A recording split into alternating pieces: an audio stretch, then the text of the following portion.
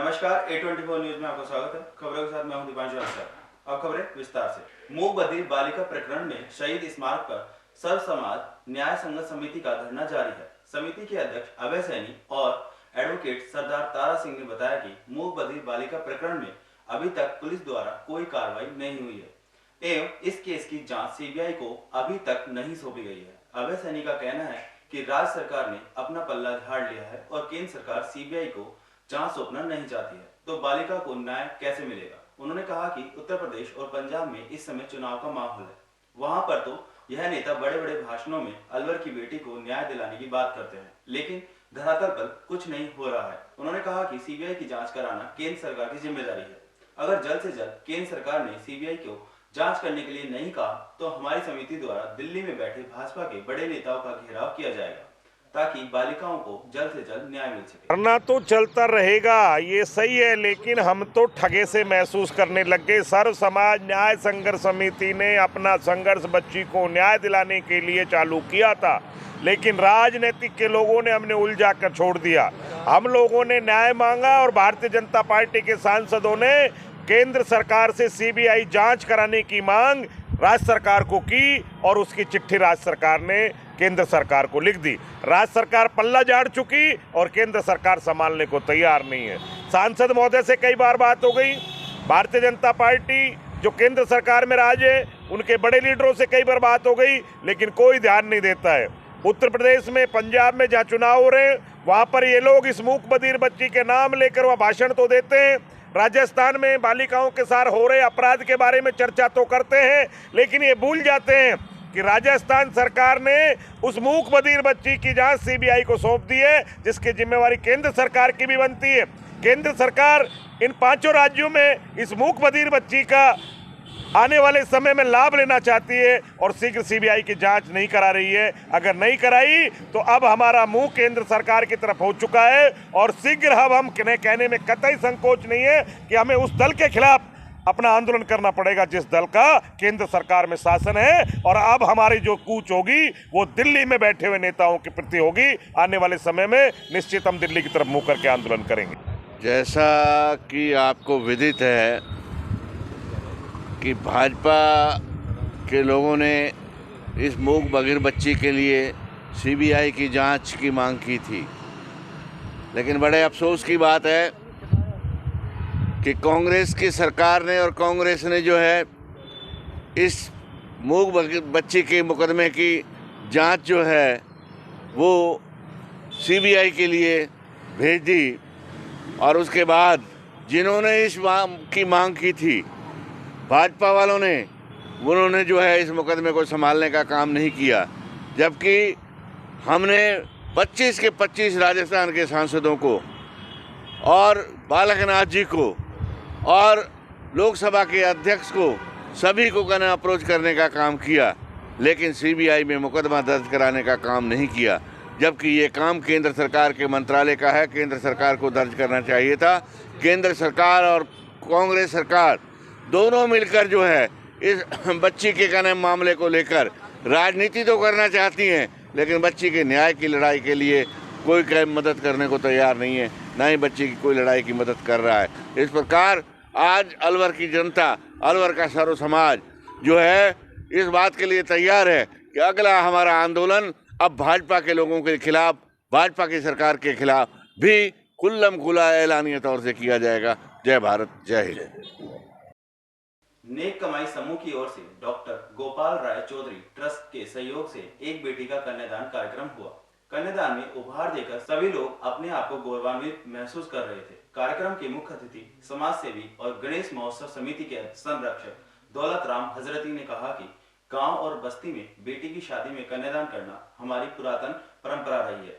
समूह ने इसी परंपरा को और समृद्ध किया है। कन्यादान कार्यक्रम के तहत आज दाऊदपुर फाटक स्थित इस आदर्श कॉलोनी में एक ज़रूरतमंद परिवार के घर हम आए हैं और यहाँ बच्ची के भाग्य के अनुसार यहाँ पर उसको नेक कमाई टीम के द्वारा मिक्सी, 5 साड़ी, सूट, फल का टोकरा, मसाले का टोकरा, रिफाइंड का पीपा और अपना गैस चूल्हा, उसके साथ साथ उसकी और ज़रूरतमंद की जो चीज़ें हैं, नाक का कांटा, चांदी का, सोने के कुछ उपहार, लहंगे और अन्य सामान हमारी टीम के द्वारा दिया गया है। कुछ ही समय के अंदर नेक कमाई समूह का एक कन्यादान कार्यक्रम पूरे राजस्थान नहीं पूरे भारतवर्ष में चर्चा का विषय बन चुका है। मैं आपके चैनल के माध्यम से इस मंच के माध्यम से सभी स्वयंसेवी संस्थाओं से भी इस तरह का आह्वान करूंगा कि वे अपने अपने गृह जिलों में इस प्रकार के कन्यादान कार्यक्रमों का आयोजन करें, ताकि समाज का समस्त वर्ग, तो निम्न वर्ग जो है वो इससे लाभान्वित हो सके और एक मुख्य धारा में उनको लाने का प्रयास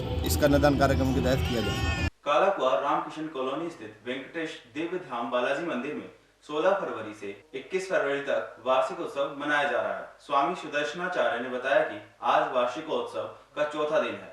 आज चौथे दिवस पर विष्णु सहस्त्रनाम का पाठ किया गया है एवं हवन यज्ञ किया गया है और शाम को भगवान का कल्याण उत्सव होगा। इसे विवाह उत्सव भी कहते हैं। इसी प्रकार से 20 फरवरी को वेंकटेश बालाजी देव धाम मंदिर से रथ यात्रा रवाना होगी।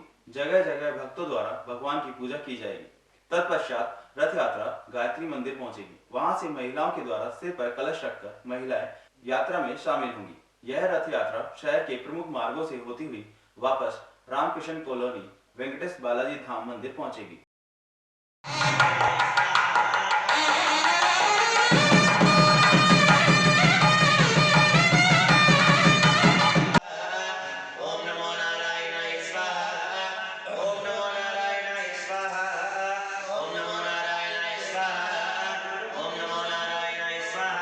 कलयुग के प्रत्यक्ष देवता समर्थ भगवान वेंकटेश का वार्षिक उत्सव, जिसको ब्रह्मोत्सव कहा जाता है, उसका आज चतुर्थ दिवस है।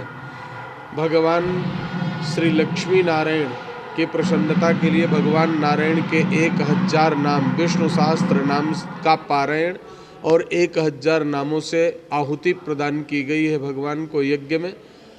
दक्षिण भारत के विद्वानों के द्वारा यह कार्यक्रम संपन्न हो रहा है। अभी भगवान की आराधना पूजा के पश्चात सायंकाल 5:30 बजे से भगवान का कल्याण महोत्सव मनाया जाएगा, जिसमें भगवान का श्रीदेवी और भूदेवी के साथ विवाह महामहोत्सव सानंद संपन्न होगा।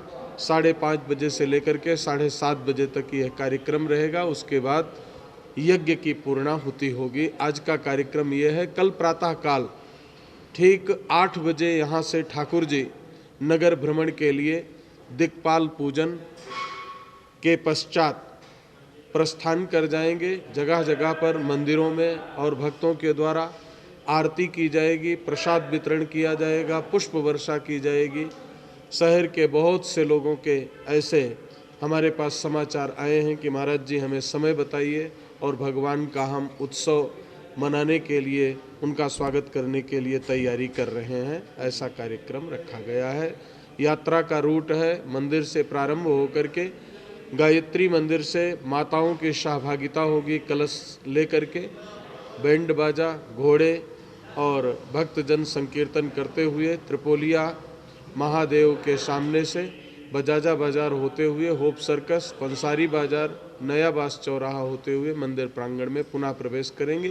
कल सायंकाल द्वादश आराधन बोला जाता है। साल भर में पूजा पाठ में जो भी कमी रह जाती है उसकी पूर्ति के लिए ठाकुर जी की 12 बार आरती की जाती है, 12 प्रकार का भोग समर्पित किया जाता है।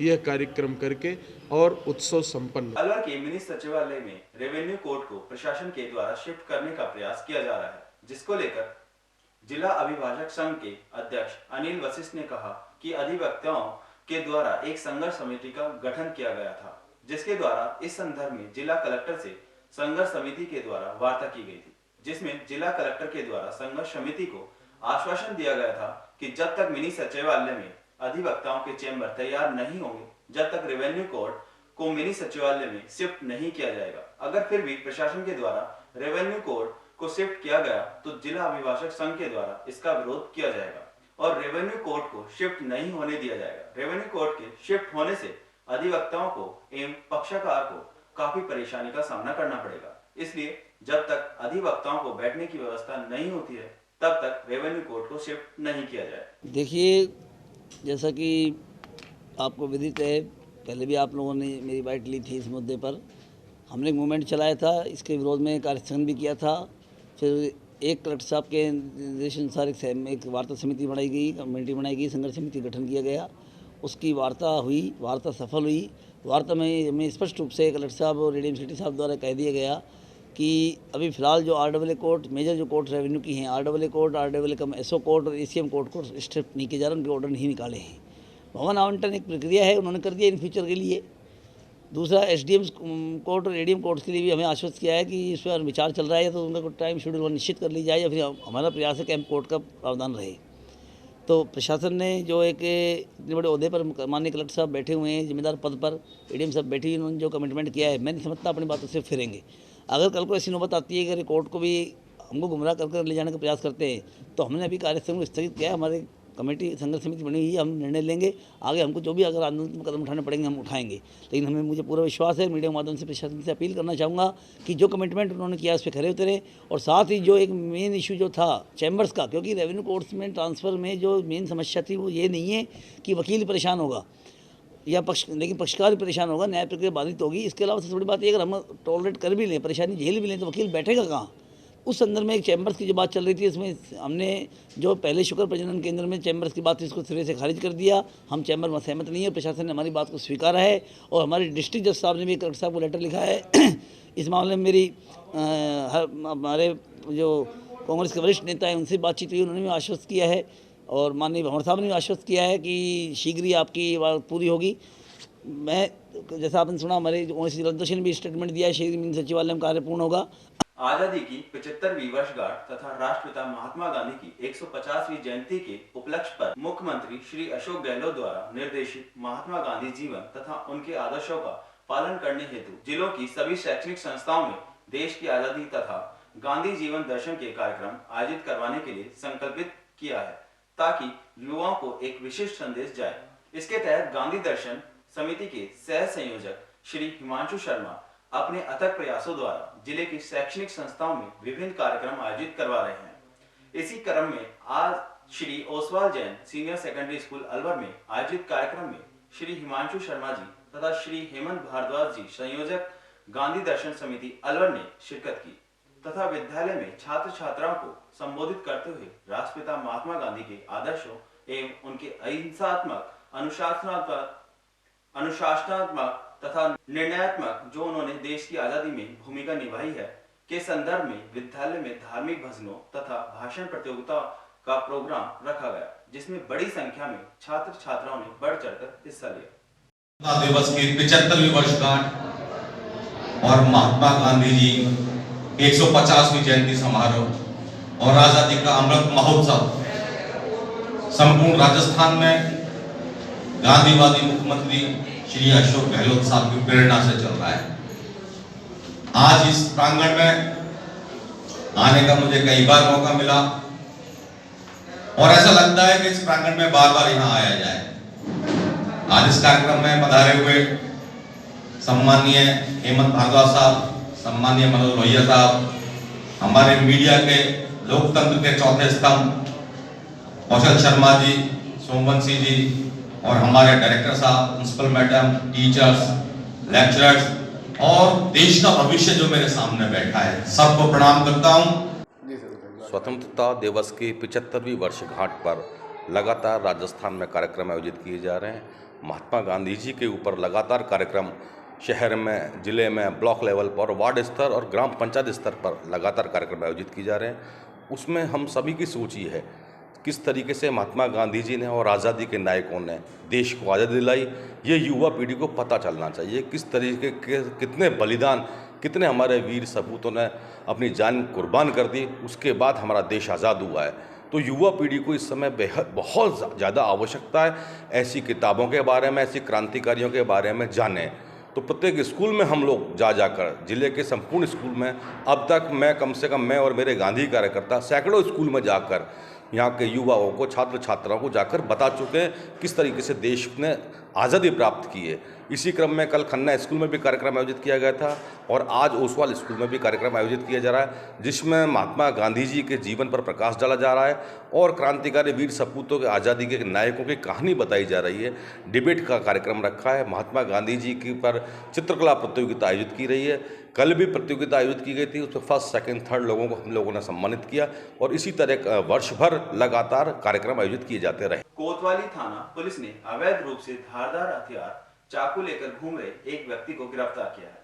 थाना पुलिस के हेड कांस्टेबल जोगिंदर सिंह ने बताया कि गश्त के दौरान पुलिस को सूचना मिली कि धोबीघट्टा रोड पर एक व्यक्ति हाथ में चाकू लेकर घूम रहा है। सूचना के बाद पुलिस मौके पर पहुंची तो एक व्यक्ति हाथ में चाकू लेकर घूमता हुआ मिला, जिसको पकड़कर पूछताछ की तो उसने अपना नाम सहाडोली थाना उद्योग नगर निवासी सब्बीर सरदारा बताया, जिसके पास धारदार हथियार रखने का कोई लाइसेंस नहीं होना पाया गया। इस पर पुलिस ने उक्त व्यक्ति को आर्म्स एक्ट के तहत गिरफ्तार किया और जिससे पूछताछ जारी है। कल दौरान गश्त पुलिस जाब्ता को सूचना मिली कि धोबीघट्टा रोड पर एक व्यक्ति हाथ में चाकू लेकर घूम रहा है, धारदार छुरा। इस पर पुलिस वहाँ पहुंची तो एक व्यक्ति हाथ में धारदार चाकू लेकर घूमता मिला, पकड़ा, नाम पता पूछा था, उसने नाम अपना सब्बीर पुत्र सरदारा, जाति में निवासी साहड़ोली मंदूकावास, थाना उद्योग नगर होना बताया। धारदार हथियार छुरा बाबत लाइसेंस मांगा तो कोई लाइसेंस नहीं था, उसको पकड़ के कार्रवाई कर दी। उसके बाद किस उद्देश्य से यहाँ घूम रहा था कुछ पता चला? ये अभी कोई पता नहीं चला, तफ्तीश जारी है, जैसे कोई बात होगी। पूछताछ के दौरान कई जानकारी हो कि वो किसी घटना को अंजाम देने वाला था, इस तरीके का कोई मामला सामने वो ऐसा अभी नहीं है। अलवर आबकारी नीति के विरोध में शनिवार को Rajasthan state Ganganagar sugar mills के कर्मचारियों ने रिको इंडस्ट्रियल उत्तर प्रदेश में स्थित गोदाम पर बड़ा विरोध प्रदर्शन किया। ये हमारी नई आबकारी पॉलिसी निकली है 22-23, उसमें जीएसएम का काम जो है आरएसपीसीएल को दिया गया है। इसमें सरकार को कोई भी फ़ायदा नहीं है बल्कि नुकसान ही है। जीएसएम हर साल कम से कम 70 से 80 करोड़ रुपए कमा के सरकार को देती है। फिर क्यों ये ऐसा किया गया है कि जीएसएम का काम आरएसपीसीएल को दिया गया है?